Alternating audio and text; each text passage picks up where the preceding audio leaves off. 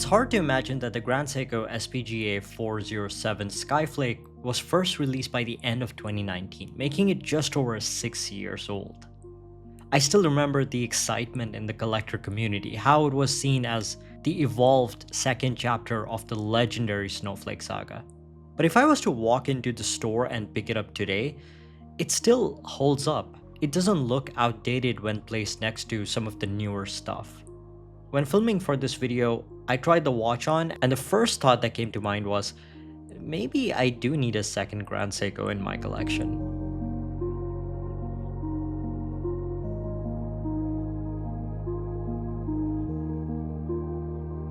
If you're looking for your next watch, check out Swiss Connection Watches for new or pre-owned watches with new arrivals every week. Thanks. When it comes to Grand Seiko, most would agree that you can expect a couple of things: an incredible dial, an innovative movement, and sleek case profiles. While all of those attributes are true for Grand Seiko now, about 7 years ago when Grand Seiko was still relatively unknown outside the enthusiast circles, they were still trying to find their footing in delivering those three attributes. What gave the Snowflake that icon status was the amalgamation of those features. Then came the question, what next? Could Grand Seiko replicate the success of the Snowflake? Well, yeah. That's where this SBGA407 proved to us that Grand Seiko could in fact improve on the Snowflake's best technical and visual design features, solidifying to the watch world that Grand Seiko is a brand that you need to pay attention to. The Snowflake was initially a Japanese exclusive model when it came out in 2005, but the brand made it available worldwide 5 years later. It had one of the most captivating dials that resembled freshly fallen snow.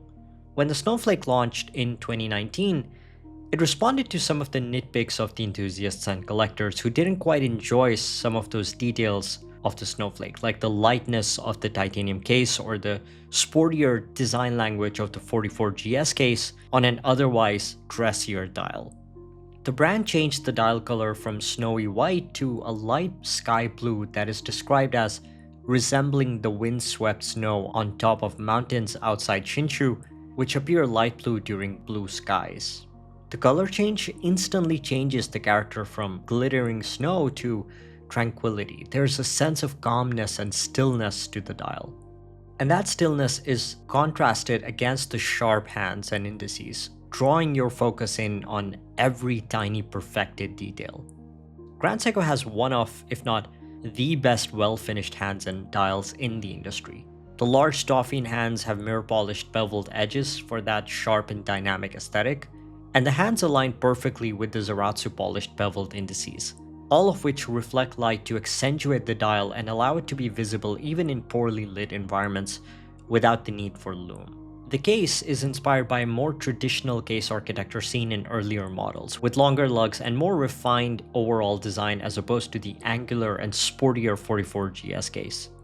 Zaratsu polished case sides and a softly rounded bezel give the Skyflake a noticeably dressier feel compared to the Snowflake. And because this is a dressier model, it comes paired with an alligator strap. Despite that, I find that this works both as a dress watch and as a more versatile daily watch.